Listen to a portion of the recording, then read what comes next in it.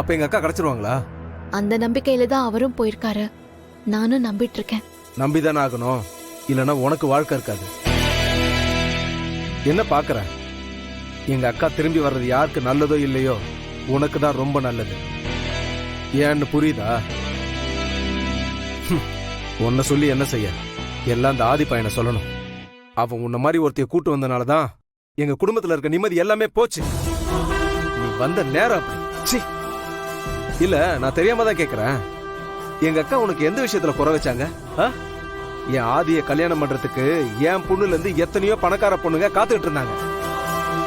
ஏற்கனவே கல்யாணம் ஆகி ஒரு குழந்தை இருக்கிற உன்னை கல்யாணம் பண்ணிக்கிறேன்னு சொன்னதும் என் அக்கா யோசிக்காம உன்னை அவங்க மருமகளா ஏத்துக்கிட்டாங்கல்ல. அதை யோசிச்சு பார்க்கல நீ. சரி, அதை விட உன் மக யாரு? ஆதிக்கு பிறந்தவளா என்ன? இல்ல இல்ல. ஆனா எங்க அக்காவும் ஆதியும் அந்த வேறுபாடு பார்த்திருப்பாங்களா என்ன?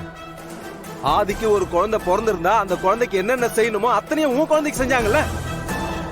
ஆனா நீ ஆதினால உருவான கரு அழிக்கிறதுக்கு ஹாஸ்பிட்டல் வரைக்கும் போயிருக்க. இங்க பாருங்க, என்ன நடந்துச்சு ஏது நடந்துச்சுன்னு தெரியாம இப்படிலாம் பேசாதீங்க. அப்படி ஏதாவது பேசுறதா இருந்தா ஆதியும் உங்க அம்மாவும் வந்த அப்புறம் பேசுங்க. தயவு செஞ்சு இப்ப கிளம்புங்க. எங்க அக்கா கிட்ட பேசுறதுக்காக தான் நானும் என் பொண்ணும் இங்க வந்தோம். அதுக்குள்ள நீ தான் எங்க அக்காவை வீட்டு விட்டு விரட்டி அடிச்சிட்டிய. உனக்கெல்லாம் கனவுல கூட இந்த மாதிரி ஒரு வாழ்க்கை அமைஞ்சிருக்காது. ஆனா அதை நிஜமாக்கி கொடுத்ததே எங்க அக்கா தானே. அவங்க இப்படி பண்றதுக்கு உனக்கு எப்படி மனசு வந்துச்சு? உன் பிரச்சனை என்ன?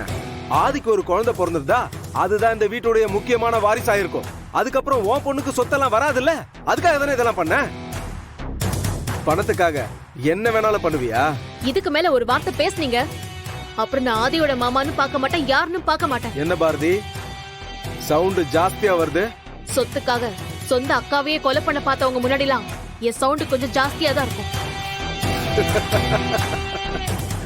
நீ மட்டும் என்ன பாரதி, நேர்மையின் சிகரமா என்ன? சாரதா குரூப் ஆஃப் கம்பெனிக்கு வேலைக்கு வந்தவ தானே. என்ன என் மாப்பிளைய மயக்கனியோ தெரியல, இன்னைக்கு இந்த வீட்டுக்கு மருமகளா என் முன்னாடி நின்னு மரியாதை இல்லாம பேசிட்டு இருக்க. சரி, நான் தான் சொத்துக்காக எங்க அக்காவை கொலை பண்ண ட்ரை பண்ணேன். நீ மட்டும் யாரு? அதே சொத்துக்காக ஆதியோட கருவை கலைக்க போனவ தானே. யோசிச்சு பார்த்தா என்னை விட நீதான் மோசமானவன். நானாவது கெட்டவன்றதுனால கெட்டது பண்ண, ஆனா நீ நல்லவ மாதிரி நடிச்சு ஆதிய மயக்கி என்னென்ன பண்ண. சரி, அதை கூட விட்டுரு. அன்னைக்கு உன் புருஷனை கொன்னுட்டேன்னு சொல்லி தானே ஆதியும் அக்காவையும் தூக்கி போட்டு வந்த. இப்ப எப்படி ஆதி ஏத்துக்கிட்ட?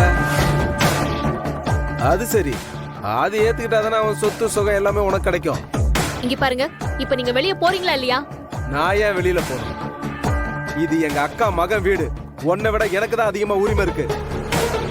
போறதா இருந்தா இந்த வீட்டை விட்டு நீ போ. இதையே ஆதி இருக்கும்போது வந்து சொல்லி பாருங்க. அவர் என்ன வெளியே போக சொன்னா நான் போயிட்டே இருப்பேன். இப்ப அழகருக்கு செஞ்சு காட்டுறீங்களா? ஆதி, எதுக்காக? என்னாச்சு இப்போ? பின்ன என்னங்க, நாளைக்கு கடையை திறக்கணும், அவ்வளவு வேலை இருக்கு. அதை விட்டுட்டு கடைக்கு போகாம இங்க என்ன பண்ணிட்டு இருக்கான்? இல்ல ஆதி, நானும் அவரும் நாளைக்கு கடையை திறக்க வேண்டான்னு யோசிச்சுட்டு இருக்கோம். ஏன்டாள், ஏதாவது பிரச்சனையா? பிரச்சனை எல்லாம் ஒண்ணும் இல்ல ஆதி. எங்களுக்கு இப்படி ஒரு விஷயம் நடக்கிறதுக்கு காரணமே நீங்க தான். நீங்க இல்லாம எப்படி நாங்க போய் கடையை திறக்கிறது? பரவாயில்லையே, சூப்பரா டயலாக் பேசுறீங்க. நான் வேணா என் ஃப்ரெண்டு கிட்ட சொல்லி உங்களுக்கு நடிக்கிறதுக்கு சான்ஸ் வாங்கி தரேன். ஆதி, எதுக்காக இப்படி எல்லாம் பேசிட்டு இருக்கீங்க? ஏங்க, இதுக்காக நானும் அழகரும் எவ்வளவு கஷ்டப்பட்டிருக்கோன்னு உங்களுக்கு தெரியாதா? டேய், நீ சொல்றதெல்லாம் சரிதான்டா. ஆனா நீ இல்லாமல என்னால கடை திறக்க முடியாது. உன் கையால தான் திறக்கணும். மாப்ள, நீயும் நல்லா தான் பேசுற. ஆண்டாளோட சேர்ந்து உனக்கும் சான்ஸ் வாங்கி தரவா? டேய் சாத்ரா, சீரியஸா பேசிட்டு இருக்கிறேன் நான். ஒரு மாசமா தூங்காம கொள்ளாம உடம்பு வலிக்க அலைஞ்சு திரிஞ்சு வேலையெல்லாம் ஏற்பாடு பண்ணி வச்சா அசால்ட்டா பேசிட்டு இருக்க. என்ன சொல்ல வரேன்னு கொஞ்சம் கேளுடா. நீ எதுவும் சொல்ல வேண்டாம், நாளைக்கு கடையை திறக்கணும், அவ்வளவுதான். இவரு ஏற்கனவே நீ நானும் எப்படா கீழே விழுவோம், எப்படா தோத்து போவோம்னு சில விஷ ஜந்துக்கள் காத்துக்கிட்டு இருக்கு. அதுங்க மூஞ்சில கறியை பூசுறதுக்காவது நீ போய் கடையை திறக்கணும், சரியா? கரெக்டு தான்டா, ஆனா நீ இல்லாம எப்படி பண்ண சொல்ற? டேய், நான் இல்லைன்னா என்னடா, பாரதி இருக்காங்கல்ல, அவங்க வயித்துல ஒரு குட்டி ஆதி இருக்கான். எல்லாத்துக்கும் மேல எங்க வீட்டு மகாராணி தமிழ் இருக்காங்கல்ல, வேற யார் வேணும் உனக்கு?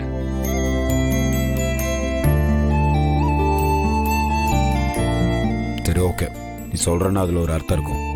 நீ சொல்றதுனால செய்யறேன். சரி ஓகே. பாரதி, ஆ சொல்லுங்க ஆதி.